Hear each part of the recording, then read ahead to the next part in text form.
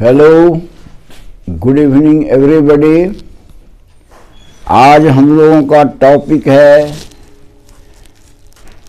LCR circuit में। अगर series circuit है LCR का, तो उसमें अगर AC वोल्टेज दिया जाए तो क्या होगा। हम लोग L का भी देख लिए हैं, C का भी देख लिए हैं, R का भी अलग अलग देख लिए कि अकेले अकेले हो AC वोल्टेज अगर लगावे तो क्या होगा, फेज रिलेशन या जो भी आपको उसमें ज़रूरत है।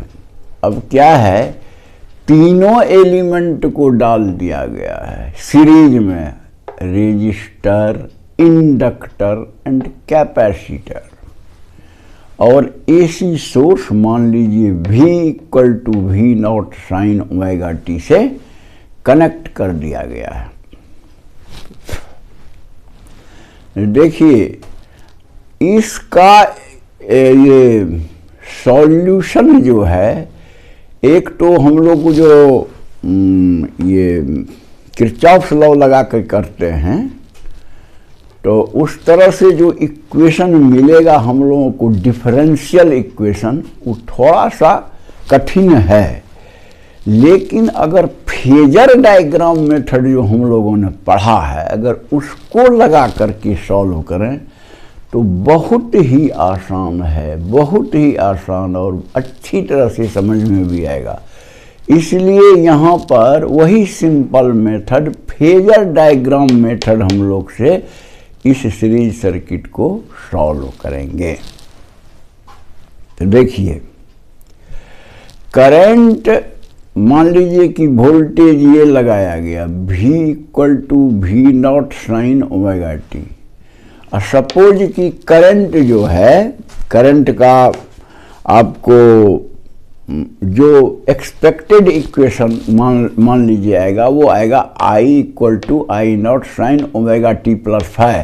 यानी फाई जो है वो वोल्टेज से मतलब डिफरेंस है फेज का, करंट का। क्योंकि इतना एलिमेंट लगाया गया है तो कुछ न कुछ फेज डिफरेंस आ सकता है, इसलिए मान लिया जाए कि वो फेज डिफरेंस फाई है। इसीलिए I के इक्वेशन में यहाँ प्लस कर दिया गया है फाई। सपोज कि ऐसा टाइप का करंट का इक्वेशन होगा।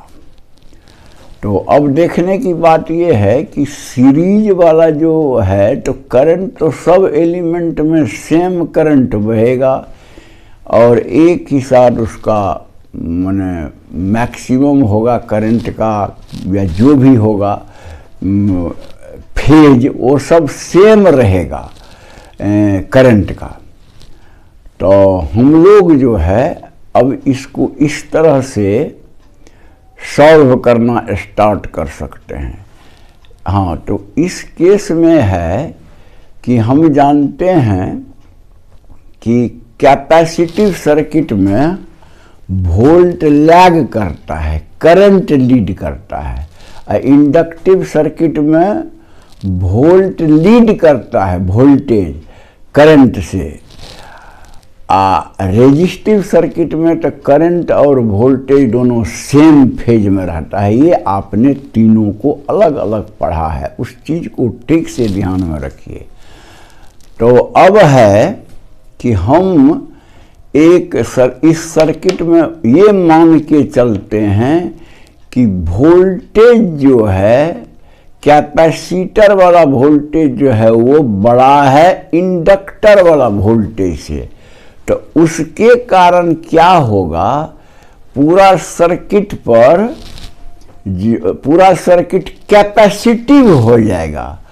अगर इंडक्टर वाला बड़ा होता कैपेसिटर वाला से वोल्टेज, तो तब सर्किट होता इंडक्टिव सर्किट।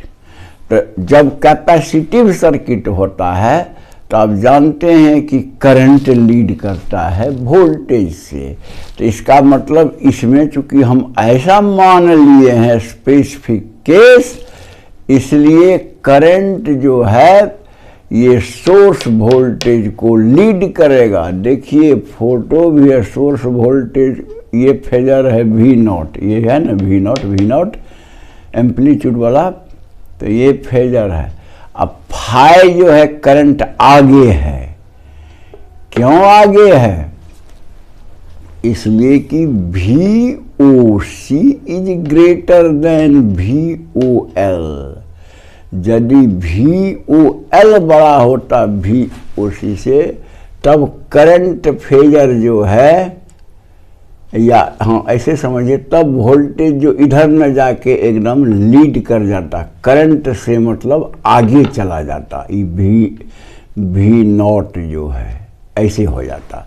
खैर बात एक ही है, उससे कुछ नहीं है, आपको थियोरेटिकली बातों को समझना है कि ये केस है VOC is greater than VOL। तो आप जानते हैं कि करंट के 90 डिग्री पर अहेड रहेगा वोल्टेज VOL और 90 डिग्री पीछे रहेगा वोल्टेज VOC, कैपेसिटर का वोल्टेज। वो रेजिस्टर का जो वोल्टेज होगा वो करंट के फेज में ही, यानी उसी लाइन पर उसको दिखाया जाएगा। ये तीनों एलिमेंट का वोल्टेज का जो हम टोटल करेंगे, ठीक से समझिए, ये न्यूमेरिकल में भी काम आता है। ये तीनों एलिमेंट का जो नेट वोल्टेज होगा वो इसके वोल्टेज के, सप्लाई वोल्टेज के बराबर होना चाहिए। तो ये देखिए, तो इसका मतलब ये तीनों वोल्टेज, रेजिस्टर, उसके बाद इंडक्टर, उसके बाद कैपेसिटर को प्लॉट करके फेज के हिसाब से जो हम लोग जानते हैं पहले से, अब हम इसको तीनों को वेक्टोरियली जोड़ेंगे। तो देखिए VOC बड़ा है VOL से, तो इसलिए VOC जो है वह आपको नेट VOC इधर बढ़ेगा, VOC माइनस VOL मतलब इधर होगा, क्योंकि ये बड़ा है इससे। अब VOR रेजिस्टर वाला वोल्टेज में अगर उसको मैं जोड़ दूं वेक्टोरियली, तो वही होगा आपको सप्लाई वोल्टेज का फेजर V नॉट का फेजर। मैं समझता हूँ आप समझ रहे हैं। VOR से 90 डिग्री पर E भी है और 90 डिग्री पर E भी है, लेकिन ये बड़ा है, तो इसका मतलब नेट इफेक्ट इधर रहेगा। तो इसमें वेक्टर के जिसे जोड़ते हैं हम ट्रायंगल रूल में, उसमें ऐसा करके दिखा दीजिए VOC माइनस VOL, यहाँ से यहाँ तक वही है, ये जो है VOC माइनस VOL। इसमें VOR जोड़िएगा तो हो गया तीनों का मतलब नेट वोल्टेज ये हुआ। और आप देख रहे हैं कि वोल्टेज जो है करंट फेजर से फाई एंगल से पीछे है, लैग करता है। क्यों लैग कर रहा है? इसलिए कि सर्किट तो कैपेसिटिव हो गया, VOC is greater than VOL। अच्छा, मैं समझता हूं कि अब आप इस बात को समझ गए होंगे। हाँ, अब देखिए करंट थी वोल्टेज एम्पलीट्यूड सब निकालिए, तीनों वोल्टेज, इसका VOR, V not R, V naught L, V not C को निकालिए।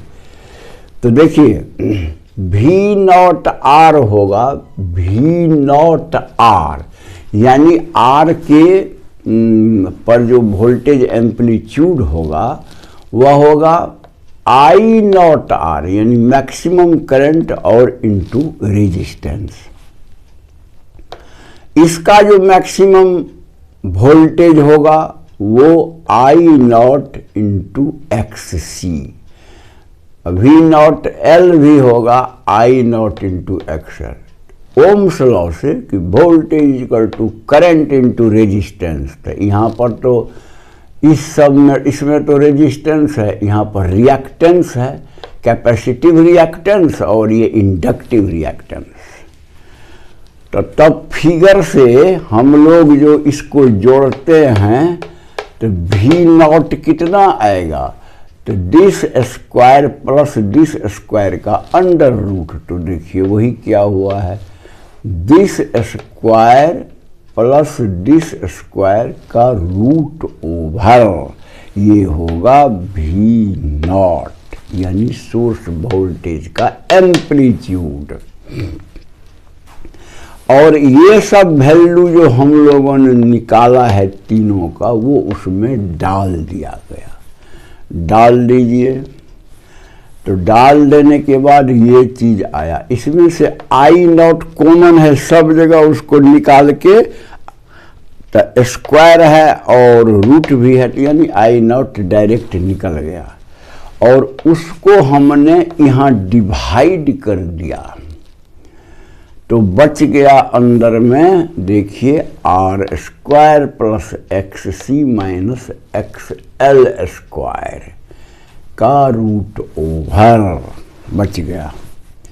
अच्छा, V not by I not, यानी वोल्टेज सोर्स वोल्टेज का amplitude divided by maximum current जो होगा, उसका वैल्यू आता है इतना। तो ये क्या हुआ, वोल्टेज बाय करंट, तो रेजिस्टेंस होना चाहिए ओम्स लॉ से। तो कहने का मतलब ई भी एक रेजिस्टेंस आया। ये देखिए ठीक से, V नॉट बटा आई नॉट जो आएगा वो रेजिस्टेंस टाइप का चीज होगा। लेकिन यहाँ तो हम लोग रेजिस्टेंस तो इसको प्योर वाले को कहते हैं, तो इसलिए जब ई सब में रिएक्टेंस होता है तो रेजिस्टेंस रिएक्टेंस सब मिल करके जेड यानी इम्पीडेंस कहलाता है। जेड मतलब इस क्वांटिटी को, इस टाइप के रेजिस्टेंस को कहते हैं इम्पीडेंस।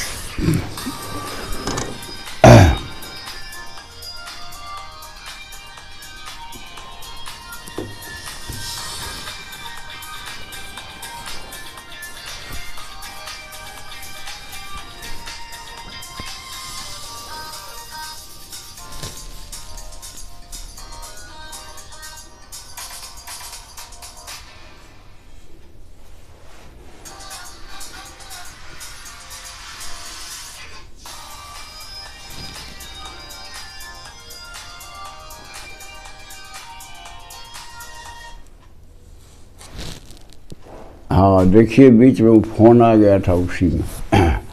हाँ, तो कहने का मतलब हम लोग इस, रुकिए,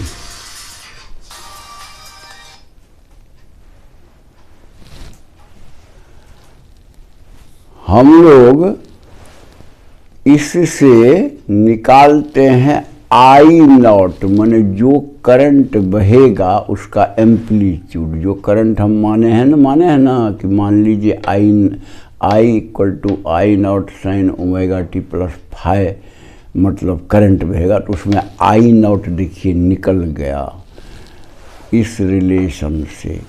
आई नॉट बराबर V नॉट बटा जेड। अब V नॉट बाई जेड तो जेड इतना होता है जो अभी हम लोग निकाले हैं जेड। ये देखिए, तो आई नॉट हमको निकल गया करंट का। करंट का ही निकालना है ना, करंट कितना बहेगा जब इतना वोल्टेज लगाएंगे तो उसका एम्पलीट्यूड निकल गया। अब एक चीज़ और निकालना है करंट का, ये फाई, देखिए कैसे होगा। तो ये 10 फाई, इसमें लीजिए इस ट्रायंगल में 10 फाई बराबर दिस बाय दिस, ये तो हाइपोटेन्यूज है V not, this divided by this, तो वही लिखा है V not C minus V naught L, मतलब ये divided by V not R।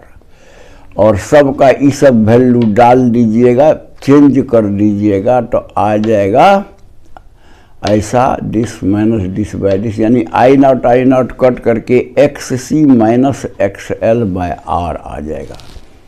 यानी आपको फाई भी इससे निकल जाएगा।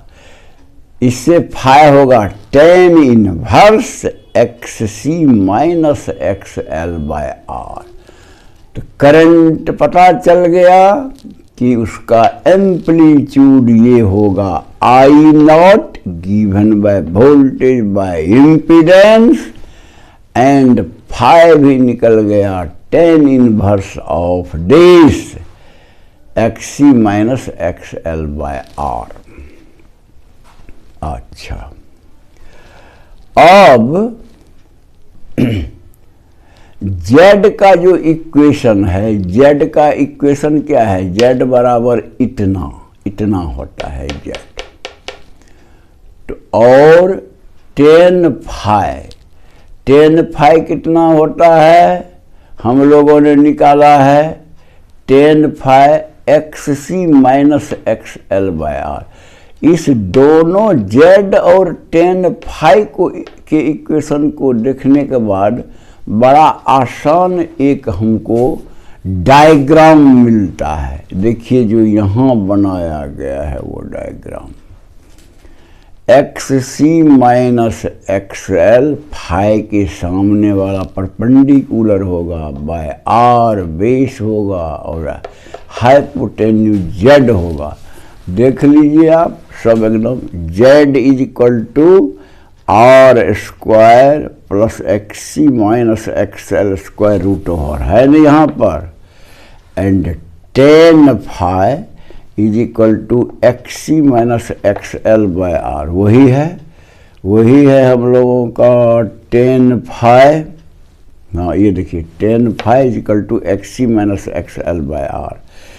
तो इस तरह का Z और tan फाई या फाई से जो ग्राफ बनता है, एक ठो डायग्राम या ट्रेंगल, राइट ट्रेंगल बनता है, तो उसी को कहते हैं इम्पीडेंस डायग्राम या इम्पीडेंस ट्रेंगल।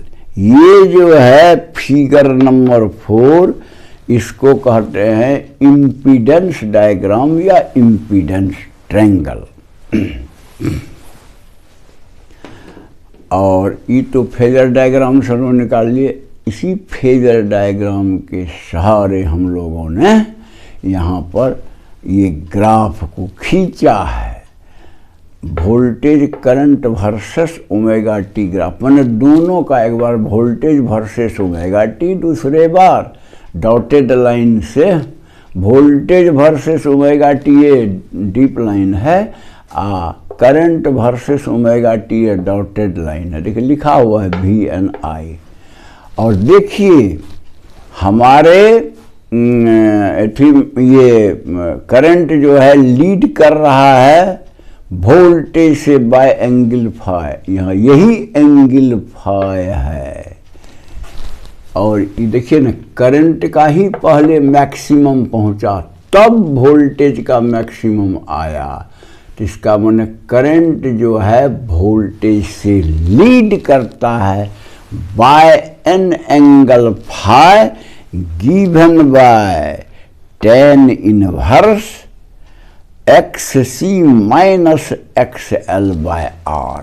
फाई का मान भी आपको यहाँ से निकल, क्योंकि XC भी मालूम, XL भी मालूम, R भी मालूम। XC कैसे मालूम होता है, तो मैं एक बार आपको रिमाइंड करा दूं, रिकॉल करा दूं कि XC बराबर 1 बाय ओमेगा C होता है, ये C, और XL कितना होता है, ओमेगा इंटू L। ओमेगा कहाँ रहता है, हे देखिए इसमें सोर्स वोल्टेज में, यही ओमेगा इंटू L होगा XL, यही 1 बाय ओमेगा C होगा XC। इसलिए आप सब इंटर रिलेटेड है, आप कोई क्वांटिटी निकाल सकते हैं। तो मैं समझता हूं कि आप समझ गए होंगे ये LCR सीरीज सर्किट को। और अगर पसंद होगा है तो आप उसको लाइक कर देंगे, और जो सब्सक्राइब नहीं किए हैं और वीडियो देखते हैं तो उनको भी सब्सक्राइब कर देना है, ताकि हमें भी कुछ मोटिवेशन मिलेगा। और अगर दूसरे को मदद करना है तो आप उसको व्हाट्सएप या कोई से ग्रुप में भेज दीजिए, उसका भी पढ़ाई चलेगा। That's all, thank you.